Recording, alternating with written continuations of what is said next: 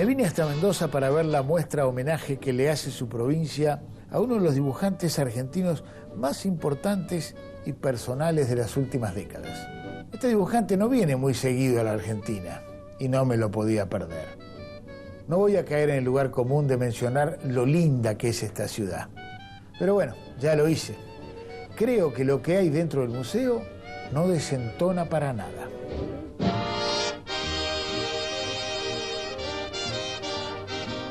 Aquí está condensado el mundo creativo de Juan Jiménez. Máquinas bélicas llenas de detalles, robots, combates en el espacio, cyborgs, mujeres hermosas de belleza acaso mutante, juegos con el tiempo y con el espacio. Es un destilado de la estética de la historieta de ciencia ficción de la década del 70 en adelante.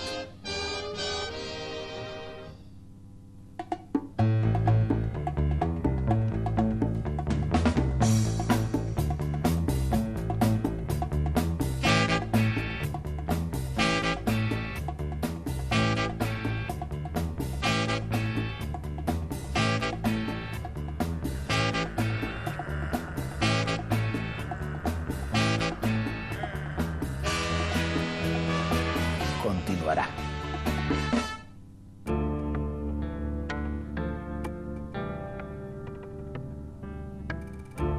Juan Jiménez nació en Mendoza en 1943 y comenzó a publicar historietas relativamente de grande.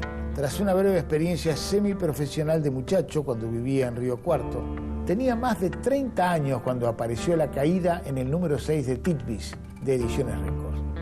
Desde entonces no paró, trabajando sobre guiones propios o con los mejores colaboradores de la revista, Trillo, Raicones, Balcarce, Grassi, haciendo casi exclusivamente historietas bélicas y de ciencia ficción. Las obras en colaboración más importantes de su primera época han sido con el guionista Ricardo Barreiro, con quien trabajó hasta los inicios de los años 80. Jiménez nunca vivió en Buenos Aires. Se fue a Europa desde Mendoza a fines de los 70 y sigue allá, en España. En 1981 trabajó en la película de animación norteamericana Heavy Metal, lo que significó un gran impulso para su obra y lo hizo conocido mundialmente. En los 80 adoptó el color y alternó el trabajo en notables historias cortas de su autoría con una larga colaboración con el guionista Alejandro Jodorowsky, con quien realizó la exitosísima La casta de los metabarones. Me pasó al revés que todo el mundo. A ver. Me trajo la imagen en movimiento del cine, de las películas. Las películas que veías de pibe. Claro. Acá. Sí. Acá en Mendoza. Y esas imágenes que veía, terribles, esas películas, y el actor era Humphrey Bogart, ¿viste? Sí. Por supuesto, no sé por qué me gustaban más las de guerra. Y yo creo que empezó ahí a haber una necesidad de reproducir lo que veía, sin saber por qué y cómo. Ah, mira. Entonces, con los primeros lápices, primeros cuadernitos y esto, empecé a hacer lo que hoy sería un cuadrito de historieta, al lado de otro, tratando de recordar las imágenes que veía. Pero del cine. De la película. Películas de guerra, por Yo ejemplo. no conocía la historieta, no conocía las revistas. En el barrio apareció un tipo, sí, que lo recuerdo nombre perfectamente porque me cambió la vida, el tipo que se llama Nahuel. Nahuel, raro para esa época, ¿no? Exacto. Y Nahuel traía en sus manos, sin apretar, sin quebrar, un Mysteric. ¡Tachán! Entonces yo digo, ¿qué es esto? Mira, es una revista de historieta, cuando valía $1. Entonces me dice el tipo, ¿te gusta? Te lo regalo. Me quedó eso en mis manos y ahí descubrí Solano, López, Prat, el sargento Kir, y digo, esto es lo que yo quería hacer, no ver las peliculitas y dibujar después. Ajá. Después de publicar varias historietas sueltas de guerra y de ciencia ficción, la primera serie importante y con continuidad que realiza Juan Jiménez para la revista de Ediciones Record es Haz de Pique. Se trata de la historia de una tripulación, de un bombardero, una fortaleza volante de la Segunda Guerra Mundial que realiza distintas misiones sobre territorio europeo. En una tradición que venía de Amapola Negra, la famosa historieta de Solano López y Héctor Germán Oesterhel. Haz de pique sería la oportunidad del encuentro entre Juan Jiménez y su coequiper de aquellos años, el guionista Ricardo Barreiro. Con él realizaría después Ciudad, Estrella Negra y War 3, entre otras series que marcarían a la ciencia ficción de ese momento. ¿Cómo lo conociste, Ricardo? Lo conocí directamente, primero a través de un guión. Ah, mira. Es un guión que me envía la editorial, el Récord, leo el guión y me pareció maravilloso aquello, no había que discutir nada. Entonces, ¿qué guión era? Había una vez un cañón. ¿Este es el primero? Sí, el primero. Sí. ¿Este es el primero entonces? Sí, sí. Quiere decir que la primera historieta que te envían de Ricardo Barreiro es la serie. Ya es la serie. No un unitario. Claro, pienso que él la mandó para comunitaria, Sí. pero ya pensada para continuarla. O sea que Mirá qué bueno. A mí me parece que hay un episodio, Juan, que es ejemplar, ¿no? Sí. Es un episodio ejemplar. Lo tenemos por acá. Que es este, ¿no? Sí, sí. Una misión de rutina. Es terrible y conmovedora. Es la destrucción de una ciudad. Es el asesinato a mansalva de la población civil, ¿no? Sí, fue una cosa... ¿Cuál fue la idea de contar eso, contarlo de esa manera sobre todo? ¿Por qué? La idea era subrayar exactamente, o lo más próximo posible, la vida el tronchar un montón de vidas, un botón, un objeto que cae sin ningún sentimiento Sobre la vida cotidiana. y arrasar cientos de miles de vidas. Inclusive el título, el que me pareció fantástico, una misión de rutina, como un día más de trabajo.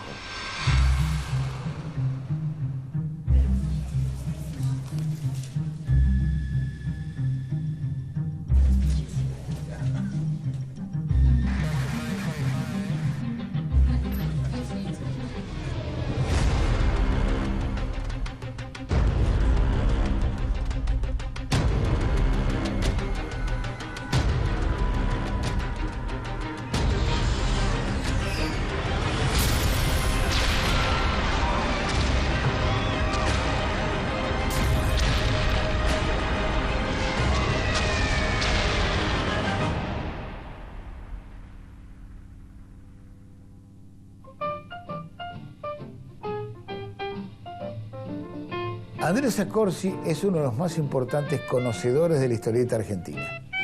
Desde las páginas de la revista Comiqueando y otros lugares, se ha dedicado a pensar y a analizar la historieta, sobre todo la argentina, de la que sabe muchísimo. Fue un guionista muy personal, de los discípulos de Oesterhel, digamos, de esa generación post-Oesterhel, de tipos que habían leído mucho a Oesterhel. Es uno de los que primero desarrolla una voz muy propia, no tan pegada a la del maestro, digamos. A Barreiro le pega más por el lado de lo violento, de lo sórdido. Sus historietas tienen siempre un trasfondo sociopolítico muy marcado, muy fuerte, siempre con un futuro pesimista, ¿no? Con una visión triste de la realidad social y siempre todo derrapa rápidamente hacia la violencia en los cómics de Barreiro. Entonces, todas estas historietas en las que hay comandos y milicias y naves y tanques, a él le encantaban. Y en Jiménez encontró un socio ideal, porque Jiménez dibujaba perfecto todo eso, dibuja perfecto todo lo que es los aviones de época y los inventados por él, ¿no? Los de ambientación futurista. Lo maneja perfecto. Dibuja funny también cuando quiere, hace lo que quiere Juan. Y tiene un manejo de las técnicas realmente sorprendente. Vos ves lo que hace y no usa computadoras, no tiene ayudantes. Vos decís, ¿pero cómo hace? No sé, es como un mago de la historieta, Juan. En la Argentina, la historieta de ciencia ficción se asocia casi naturalmente con El Eternauta, el clásico escrito por Héctor Oesterhel y dibujado por Solano López a partir de 1957 en el Hora Cero semanal. Pero la misma dupla ya había realizado antes, en esa misma década, algunas otras historietas en que había elementos de ciencia ficción. En Uma Uma, por ejemplo, publicado en El Rayo Rojo, en algunos episodios de Bull Rocket que salían en Mr. X hay contacto con extraterrestres, pero sobre todo en la memorable Rolo, el marciano adoptivo, publicada en Hora Cero, y en la cual los muchachos de un club de barrio enfrentan la invasión de los pargas. Siempre hay elementos costumbristas y cotidianos en Oesterheld. Claro, la historieta de ciencia ficción también tiene una prehistoria en la Argentina. Y habría que mencionar la obra de Raúl Rux, Más Allá, que se publicó a fines de los años 30 en el diario La Razón. Para mediados de los años 70, cuando empieza a hacer sus obras de ciencia ficción Juan Jiménez, en las mismas revistas de Ediciones Récord salían varias historietas de ciencia ficción. Una muy buena era Bárbara, con guión también de Ricardo Barreiro y dibujos de Juan Zanotto, que tenía un clima posnuclear parecido a la temática de un Oesterheld del Eternauta 2. Además, en las mismas revistas salieron dos historietas guionadas por el prolífico Alfredo Grassi con guión de Lucho Olivera. Uno era Yo, Cyborg, y la otra Ronar. Historietas que tuvieron mucha repercusión y mucho desarrollo en la línea de la ciencia ficción que debe su temática a Isaac Asimov.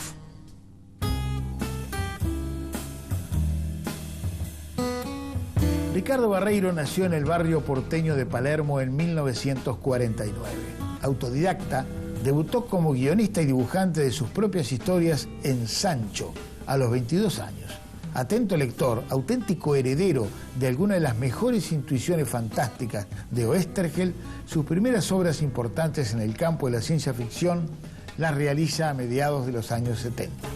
Con Solano López crea la saga de Slotbarb, que se da a conocer en Europa y solo se publicará en la Argentina mucho después. Con Juan Zanotto hace la exitosa Bárbara, que es éxito también en Italia, mientras realiza los primeros trabajos con Juan Jiménez. Se va a Europa durante la dictadura y en Italia y Francia trabaja para Metal Hurlant, Heavy Metal y otras publicaciones de entonces, tanto con dibujantes argentinos como Enrique Breccia y el mismo Juan Jiménez, o italianos como Saudelli y Rotundo. De regreso, sigue en las revistas de Récord, hace La Fortaleza Móvil y El Mundo Subterráneo con Alcatena, entre muchas otras, y trabaja en Fierro y otras revistas de ediciones de La Urraca. Ahí escribe La Batalla de las Malvinas con varios ilustradores, Parque Chas y Caín con Eduardo Rizzo y Ministerio, El Televisor y El Instituto con Solano López.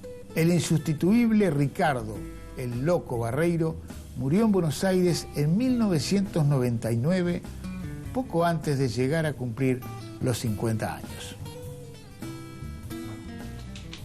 Bueno, me llamo Ricardo Barreiro y pese a lo que indican las apariencias que siempre engañan, soy guionista de historietas.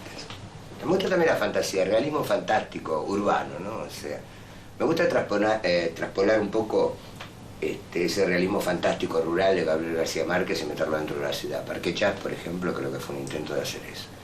Pero me gusta mucho la tecnología. Entonces no solamente me gusta la ciencia ficción, sino me gusta la ciencia ficción hard, ¿no? Que es la ciencia ficción dura, ¿no? O sea, la más tecnológica.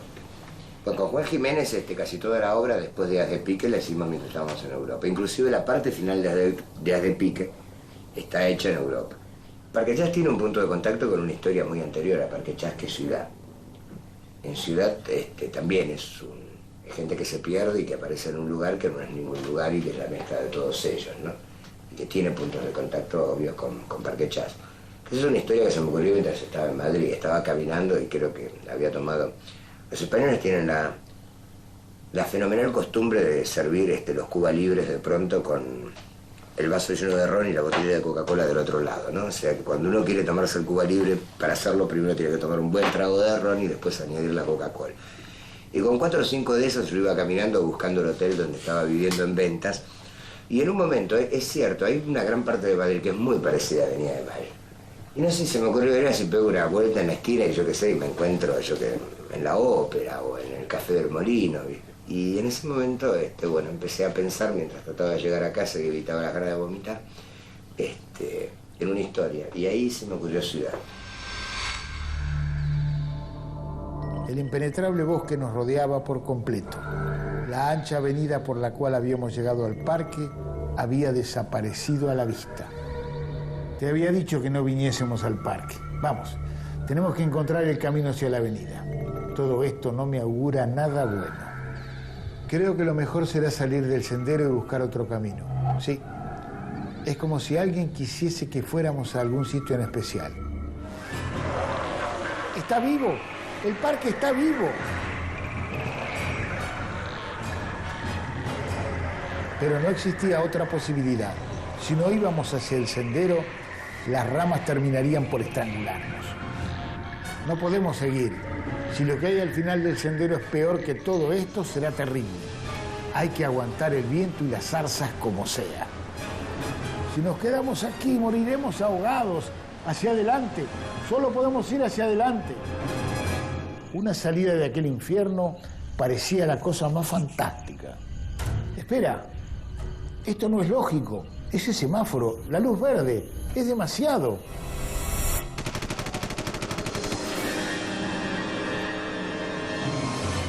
Con la muerte de la planta carnívora, todo el bosque había desaparecido por completo. ¿Alucinación? ¿Proyecciones telepáticas de la planta carnívora? ¿O acaso una distorsión de la cuarta dimensión? Nunca lo sabríamos con exactitud. Detrás de cada posibilidad existe una trampa. Esa es la única certeza, la única ley de la ciudad. La trampa. Continuará. Ciudad es una historieta muy pero muy original, muy novedosa para su tiempo.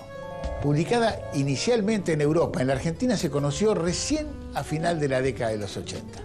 Barreiro tomó todos los temas que estaban flotando en la ciencia ficción de ese momento y los incorporó a la historia, con muchísima libertad. Algo que haría nuevamente en Parque Chas, una historieta que realizó con Eduardo Rizzo, ya con ambientación argentina. El espacio urbano en ciudad es el lugar donde uno puede perderse. Es el lugar de las paradojas espaciales y temporales. Y sobre todo es un lugar hostil y violento.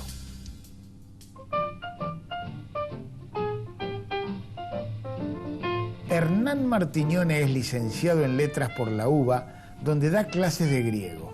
Un pueblo, los griegos, que como se sabe expresó a través de sus pensadores la problemática del tiempo y del espacio y que además nos dio dos de las primeras epopeyas escritas de la humanidad, la Ilíada y la Odisea. ¿Acaso por eso Martiñone, que es además un crítico y estudioso sagaz del mundo de la historieta, tiene mucho para decirnos sobre estos temas en la obra de Jiménez y Barreiro?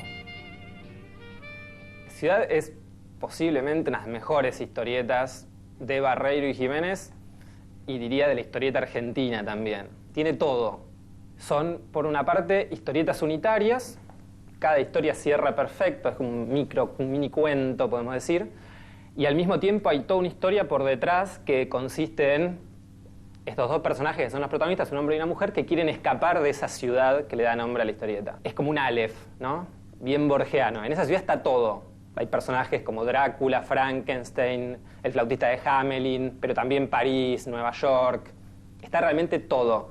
Y él construye esas historias como historias cerradas y con, al mismo tiempo, una saga que va por detrás. Y por otro lado también lo que hace es enganchar en general los finales de las historias. Termina uno con un diluvio que lo salva, el siguiente capítulo se llama Diluvio y es toda una historia en la ciudad que diluvia. Y así va enganchando cada una de las historias. Es realmente soberbia. Cuando se meten con la ciencia ficción más dura, hacen grandes obras como War 3, por ejemplo, que son en principio dos historias unitarias y después en un álbum editado en España se complementa por una tercera. Y lo que empiezan a trabajar ahí, que después va a estar presente en otras obras también, es la idea de el hombre y la máquina puestos en relación. O sea, la máquina que se humaniza y el hombre que se vuelve máquina, ¿no? Ese es el gran conflicto, el gran tema, digamos, de las obras que hicieron en conjunto Barreiro y Jiménez. La Corte pasa a revisar el litigio entre la Corporación Unibao y el señor Roy Ellie. 5 años atrás, el señor Ellie sufrió un lamentable accidente. El avión en que realizaba su acto acrobático se precipitó a tierra. El acusado sobrevivió de milagro. Desgraciadamente, sufrió la amputación de varios de sus miembros. Fue entonces cuando siguió el sabio consejo de sus médicos. El señor Ellie decidió recurrir a la Corporación Unibao. Como es de público conocimiento, nuestra corporación se dedica a la producción de prótesis, excelentes, por cierto. El señor Eli se manifestó muy satisfecho con sus miembros y órganos artificiales y volvió a su peligrosa ocupación de piloto acrobático. ¿Usted cree, señor juez, que yo debo pagar por un mecanismo que nunca ha funcionado correctamente?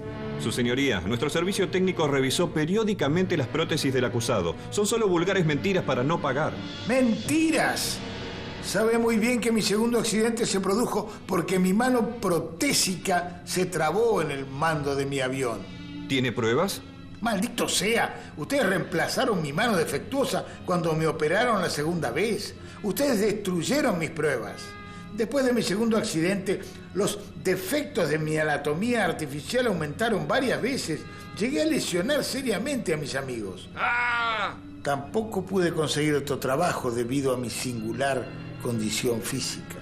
¿Cómo iba a abonar mi deuda si Unibao me ha privado de ser un elemento útil a la sociedad? ¿Útil a la sociedad?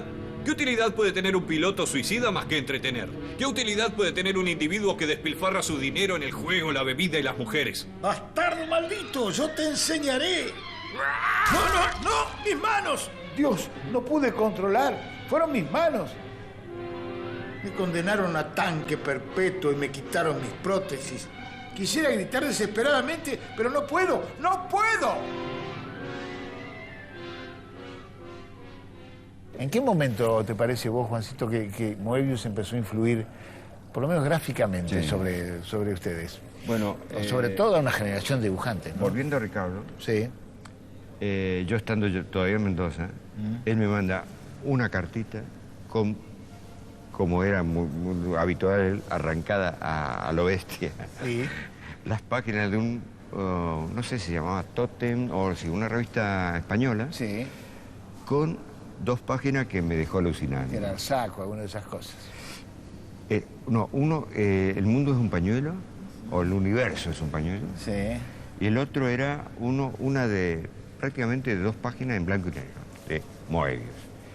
Y dije, esto es extraordinario. Primero, ahí me dio el chispazo del color, de cómo hacer un color Mira. rápido y eficaz, que era la acuarela, porque eso estaba hecho con acuarela. Y la de blanco y negro por la ciencia ficción en sí. La ciencia ficción y esa figuración y esa línea. La Y técnica, esa línea la figuración, limpia, claro, esa línea, ese fue el primer encontronazo que tuvo con Moebius.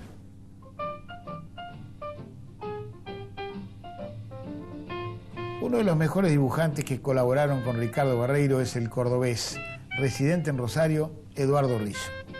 Dúctil ilustrador, uno de los argentinos más reconocidos en el mundo de la historieta internacional.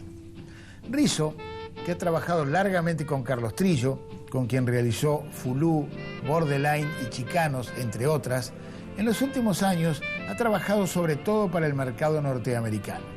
Con el guionista Brian Azzarello, para la DC Comics, ha dibujado Johnny Double, Batman y la premiadísima 100 Ballads, 100 balas. Con Ricardo Barreiro, a fines de los 80, realizaron 2 historietas claves para ediciones de La Urraca: Parque Chas y Caín. Tengo una anécdota con él, de hecho, con Caín, una de las historias que yo dibujé con él. Dibujé 2 historias, Parque Chas y Caín. Y Caín, nos sentamos un día en un bar y me cuenta cómo iba a ser la historia, de cómo iba a ir, y ahí, bueno, debatimos, yo le tiré alguna idea, esas cosas que se hablan en el café, y me mandó el primer guión, y cuando me manda el segundo, yo lo llamo por teléfono. Aparte me lo pasaba por fax a las 4 de la mañana, una cosa así, porque él trabajaba de noche, vivía de noche, el tipo era noctámbulo. Y entonces, cuando recibo el guión a la mañana, lo llamo, me mandaste el guión de la historia. Sí, dice, ¿qué te pareció? Pero te equivocaste. No me diga, dice, ¿qué te mandé? No, le digo, acá dice Caín, pero no tiene nada que ver con lo que hablamos en el bar. Ah, no, porque estaba trabajando y se pasó un bicho que parecía un helicóptero, y entonces, un creativo de aquello era el tipo. ¿Viste? Si veía un bicho, veía algo y ya iba sumando a la historia y se le iba ocurriendo otra cosa, iba mutando la historia, vivía así. Era un personaje extraño. Yo leía mucho, pero de todas las cosas, y a medida que transcurre el tiempo, la que más leo es literatura científica, o sea, no pseudocientífica, literatura científica de divulgación. Y ahí descubrí a Ray Bradbury, descubrí a Isaac Asimov, a Robert Heinlein, y a un escritor, por sobre todas las cosas, que era el que más me gustaba en esa época, y aún de grande, que era Robert Shickley, ¿no? Y cierto amor por el cuento corto, ¿no? Y el final imprevisto, que tiene mucho que ver también con la estructura de la historieta y con la estructura del cuento en general. Parece mentira, pero a la vez se puede estar en Mendoza, a bordo de un B-17 en la Segunda Guerra Mundial y en un futuro temible. Por suerte yo puedo elegir y me quedo con Mendoza a comienzos del siglo XXI. Juan ya está terminando su dibujo. Recorrer la muestra me hace pensar inevitablemente en el tiempo, cómo se puede ir y venir, al menos por ahora con la imaginación y la creatividad.